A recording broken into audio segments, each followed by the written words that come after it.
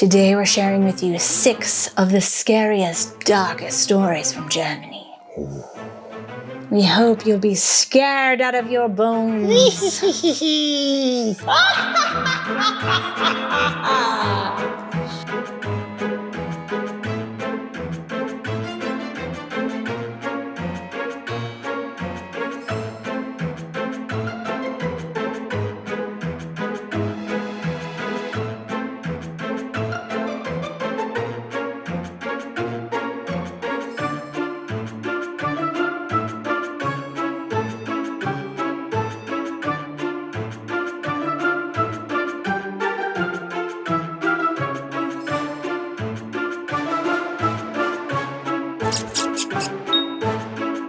Hi everyone, welcome back to week 2. Week 2 of our spooky series in Germany. We are the vampire family, the McFalls. I'm Sarah. Hello, I'm Kevin. And we are a vampire family of 6 with 4 little vampires and A cat and 2 hamsters. And we moved from the USA to Germany in February of 2021, and we've been sharing all of our scary horror stories with you along the way. So today we're very excited to share with you 6 very scary things that come from Germany. So as we talked about in our last video, Halloween is actually a holiday that is unique to America that comes from the pagan and Celtic traditions of very old, which started also in Europe. But for more on that, you should check out our video from last week, link in the description. So as we said last week, Germans don't really need Halloween. They've got Karneval, which is when you get all kinds of candy and can dress up in elaborate costumes, though they're mostly cute and fun, not scary. And they also have St. Martin's Day, at least in the Catholic regions, which is mostly the south of Germany. They have St. Martin's Day where kids go around with lanterns in the town singing songs and then go house to house, knocking on doors, asking for candy. So there isn't such of a need for Halloween here. And besides, Germany is full of ghost stories and ghoulish tales and, just the Black Forest and certain regions of Germany just feel spooky and they have this wonderful spooky vibe to them that I love. So today we're going to share with you just 6 of them. You can find a ton of ghoulish tales and spooky stories that come from Germany, but today we'll focus on only 6.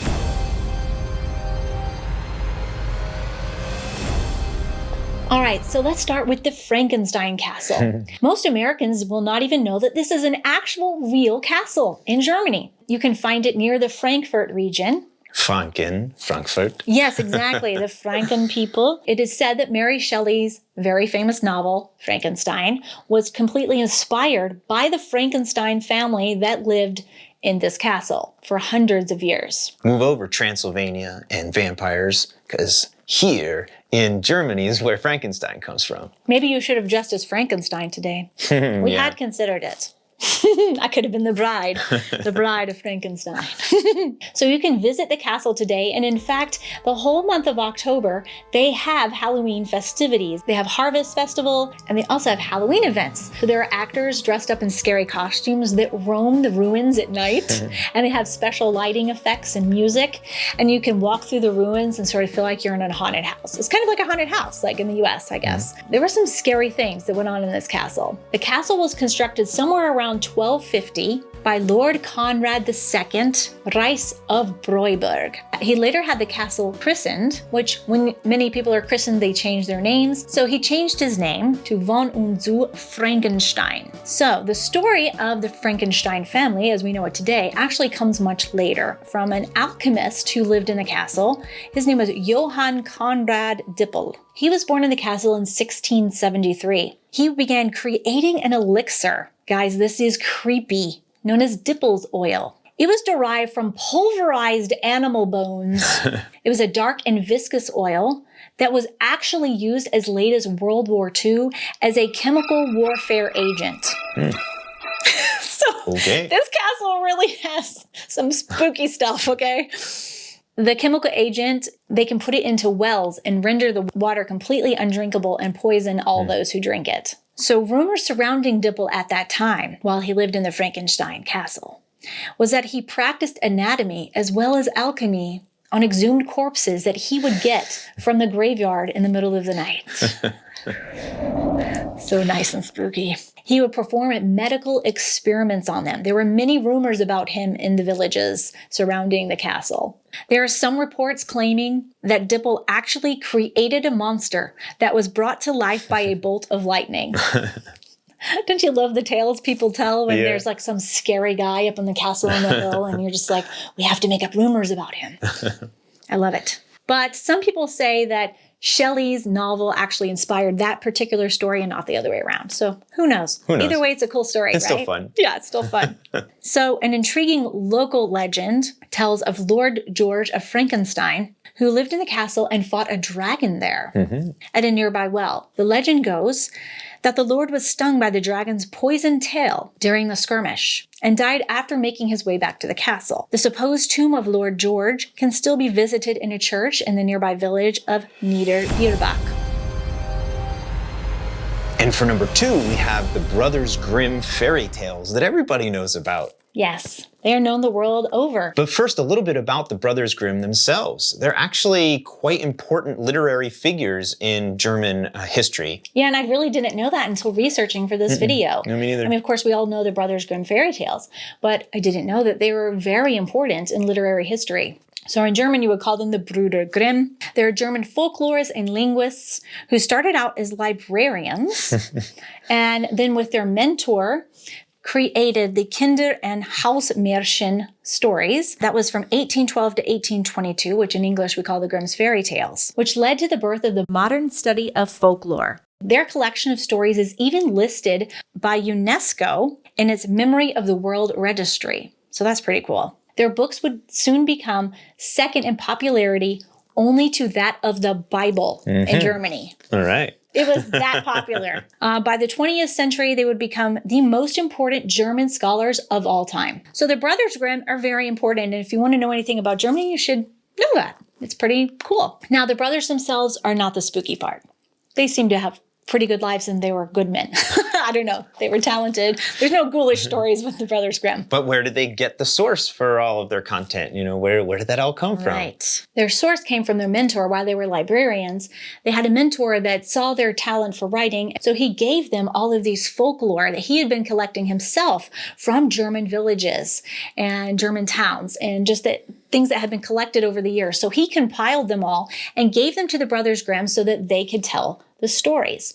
There were actually more than 7 editions of the Brothers Grimm fairy tales. The very first few, the editions 1 and 2 and 3 or so, were very ghoulish and very dark. And they're not stories that we still continue to tell today. They weren't kids' stories. Yeah. They were not created to be kids' stories. They were not intended to be read by children.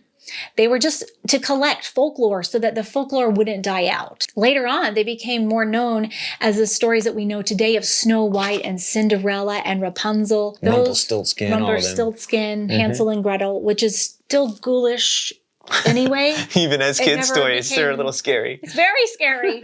Hansel and Gretel is so scary. So we're going to read a story to you today that you may have never heard of, and it's called The Juniper Tree. This story starts out with a happy couple, unable to conceive, and then takes various turns that have us shocked at every corner. When the couple eventually has a son, the mother is so happy that she dies. She's buried under the juniper tree upon her request. The husband remarries later and has a second child, a daughter. His new wife is extremely jealous of the son's beauty and becomes possessed by the evil one, and so plots his death. She tricks him into opening a chest with the promise of an apple and then brutally chops off his head, using the lid and its heavy lock as he peers in. Close it down on his Ghoulish, head. right? Yeah, right. Murdering a child. Great story. The evil woman pushes the murder onto her daughter and then focuses her to help prepare and cook the son for the husband's dinner to hide the crime. And then don't have to bury it in the backyard at least. That's awful. The daughter cries so much the stew doesn't need salt. Yeah, tears are pretty salty. True. Oh my. When the father returns home, he enjoys the stew so much, he eats it all and then throws the bones away under the table. The distraught daughter then gathers her brother's bones and sets them under the juniper tree. That's pretty gruesome. The boy is then brought back to life as a bird with a beautiful song. And after collecting various gifts for his father and sister and a rather heavy millstone, he returns home. He sings his beautiful song over and over to the woman, driving her to insanity. He gets his revenge. Yeah.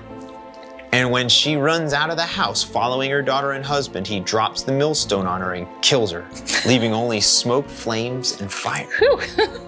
Okay. The son then transforms from a bird back into his human body, and the resurrected son, daughter, and father live happily ever after. Oh, how sweet. Oh, what a sweet story. Let's go tell that to the kids. It ends happily ever after, right? Yeah. Let's tell it to them before they go to sleep. Yeah, right. Yeah. Cannibalism, murder of children, abuse of children. Yeah. Revenge. Woo. Woo. Yeah, revenge. So the third thing is there is an entire book of collected ghost stories, and you can find a lot of them online, actually. It was compiled in 1810, kind of like the Brothers Grimm in a similar way. It's not folklore, but they're ghost stories. I guess still folklore. I'm not sure. But it's called Das Gespensterbuch. And I'll have a link for that in the description below if you would like to check it out and read some more ghost stories of your own if you're feeling in a spooky mood. So there's a few haunted castles in Germany. Well, actually, there's many, but we're just going to mention 3 of them today because this could go on forever. Someone has died in a terrible death in every castle that there is, right? Just from like a rickety floorboard and they fall through or something, right? So one of the most famous ones is Berlin's Spandau Citadel. So around 500 years ago, the Prince Elector of Brandenburg, Joachim II, took a mistress called Anna after his second wife, Hedwig of Poland, suffered a severe injury. The injury put such a great strain on their marriage that he got bored of being married to her and decided he wanted to take on a lover instead of take care of his wife. You know, good romantic marriage bonds going on there. So he was so fond of Anna and so bold that he started taking her around and was even seen in public with her. And the townspeople started to be really angry that he was cheating on his wife. He even had several children with her while his wife was still suffering from her injury. He started to have children with her. The years passed and Joachim made his oldest son, Johann Georg, promise, and he put it in his will, that he would take care of Anna, his stepmother, after his death. He made his son swear the oath a year later. Despite his promises, his son, Johann, obviously didn't like his stepmom too much, and he said, to hell with this oath, I'm going to do what I want, and he imprisoned his stepmother in the tower. Highest room in the tallest tower. Yes. And then he locked her up almost immediately after his father died. She remained in that prison for 4 years until she then died. So Johann continued to live his life as the Elector of Brandenburg, imposing more and more taxes. He was not well liked at all, and he did really evil things like exiling Jewish people from Brandenburg. He was not a good guy. He thought he had seen the last of his stepmother, Anna, but alas, he did not.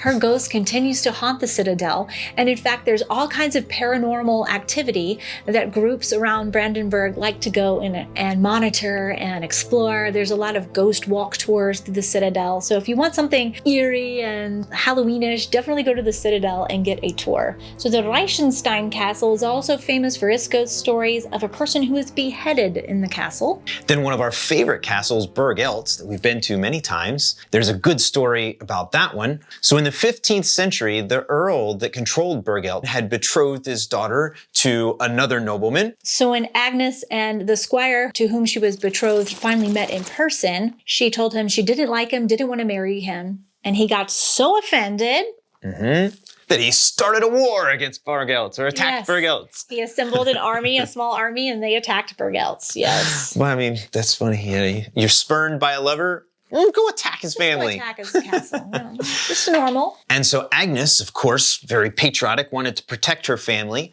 So she actually went to the armory and got weapons and armor to fight alongside her soldiers to protect Burg Eltz. But alas, she was killed in the battle. And the ghost of Agnes is said to haunt Burg Eltz to this day. I did not see the ghost when I've been there. But I haven't been there at night, though. We haven't been there at night. We should go at night. On the Rhine River, there's a wonderful ghost story. According to German folklore, atop a steep rock on the Rhine River, there once lived an exquisite nymph named Lorelei. She was dressed in white and wore a wreath of stars in her hair. Not only was her physical beauty astounding, but the sirens sang a song so haunting and so hypnotizing that no sailor could resist her aura. Enticed by her song, legend has it that no sailor who tried to reach Lorelei ever returned. Instead, they would meet their final fate by crashing against the dangerous rocks. Today, a statue of Lorelei watches over the treacherous stretch of water near St. Georgshausen. Doesn't that story sound a little familiar to the Odyssey? It's funny how they'll reimagine an old story and turn it into something in your local area. Yeah, so many of our stories and so many of our traditions, while we think, oh, they're so unique to my people and so unique to my ancestors, they go back so many thousands of years. And I find it fascinating that we're still celebrating traditions that truly were started 6,000 years ago. I mean, that's pretty incredible that they've lasted this long and that they're sprinkled throughout so much of the world. We've all interpreted them in our own way, which is really fascinating. So we're saving the most scary thing in all of Germany for last. And one that we've had some experience seeing. And that's Krampus. Yes. Connector.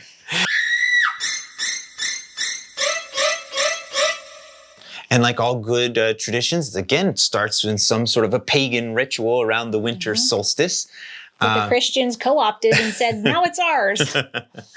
So Krampus, it originates from the word for claw or Krampen, and he's like a sidekick to St. Nicholas. And so Krampus is half goat, half demon. He goes around to punish all of the naughty children. I mean, in America, bad children need to be careful. They might get coal in their stocking, but they're not going to be chased by a half demon, half goat. This is frightening. Yeah. And I've talked with some of the neighbors who say, you know, their kids are like really afraid of Krampus and like it's like seriously gives them nightmares and stuff. So yeah, it's pretty scary. Last year, it was this whole new thing for us that we were rather shocked by as Americans who had a visit to their household from St. Nicholas and Krampus. That the dude who dresses up at Krampus is the scariest looking thing you've ever seen. He literally looks like a demon out of hell. And they do actually come to children's houses and make visits. But I talked with my friends who have that done, and their kids just see it as this total joke. They know that it's not scary. They know it's not real, that it's funny, and it's just part of their long-standing tradition. And I don't know, when you're 2 years old, maybe it's scary. I think when you're 2, you wouldn't understand. But the ones I know who had a visit, their children were older. And they were old enough to understand that this is fake. But I even have pictures that my friends sent me of their visits. And I was like, oh my God, I can't believe that creature was in your house. It is frightening. For Americans, St. Nicholas Day is actually done from like December 5th to December 6th. And so on the night of December 5th, children wash their boots and you put them outside for St. Nicholas to come by. If your kids are good, St. Nicholas puts candy and nuts. In the old days, it was like clementines and nuts and maybe a little small toy inside. Nowadays, it's just kind of whatever you want to put in it. A lot of people put in a St. Nicholas chocolate, which you can easily buy in the supermarkets now. The kids always get St. Nicholas chocolates at that time. Yeah, and they get it from school. Yeah. At least down here in Bavaria. It's definitely a more Catholic holiday. If you're a naughty kid, Krampus is supposed to take you out of bed and beat you and torture you and then put you back in bed. Yes, that's how the story goes. And then the kid wakes up nursing their wounds. So spooky stuff, guys. Of course, nowadays, no one takes that story seriously. It's a joke. But tell me, guys, in the comments below, did your grandparents and great-grandparents grow up hearing this story and really think that Krampus was going to come after them and beat them up? I don't know. I mean, did this really happen? I mean, we do, in America, you need to be good, be good or else Santa's not going to, Santa's going to put coal in your stocking. So. Which I hate that. We have never done that. No. You're getting presents anyway. You're always getting gifts because we are all bad and we all do things wrong, and especially adults. So to be cruel to kids there's no excuse for it. None at all. I really want to know from you guys whose families used to celebrate Krampus or Knecht Ruprecht. There's many names for it throughout Germany. In fact, it's not just celebrated in Germany, it's celebrated in other European countries as well. So let me know if Krampus was threatened upon your grandparents and your great-grandparents, or maybe even your parents. Let us know. I can't wait to hear what stories you're going to share with us about Krampus. And now I share with you a collection of lovely vintage Krampus postcards, because there's nothing like seeing kids being kidnapped to put you in that holiday spirit. So other ways that Krampus is celebrated today is there is a Krampuslauf, Krampus run, where a whole bunch of dudes dress up in Krampus costumes and run through the streets of town very drunk, scaring people. I know, it sounds crazy, doesn't it? Like an American would see this and go, what the hell is that? It sounds crazy. But I saw pictures of it. We didn't get to go to one last year, but there are many around here. I saw many ads for the Krampuslauf. You know, there was one in the neighboring town. But we really have got to go and watch one. Have to check it out. I've seen lots of pictures and they're creepy. Apparently women have been harmed at these things, and there's many women that don't like to go. So that's not funny. That's not funny at all, especially if women or children are harmed. Now, if they just stay fun and they're just partying or whatever, okay, just keep your hands off the women and children and we'll all be okay. And this is really interesting. Some have said that the growing popularity of Krampus is to counteract the commercialization of Christmas. That has come from the US, which I find really interesting. I don't see how those two are exactly connected, but all right, guys, so we hope you enjoyed our second spooky video, because we had a lot of fun putting it on for you. And we hope that you liked it and that you have a very spooky and scary Halloween. When this video airs, we will be on our way to Europa Park. So if you want to follow our adventures, check out my Instagram stories, which I'll link in the comments below. All right, you guys, stay spooky, stay scary, and keep your German ghoulish charm. Okay, we'll see you next time. Cheers.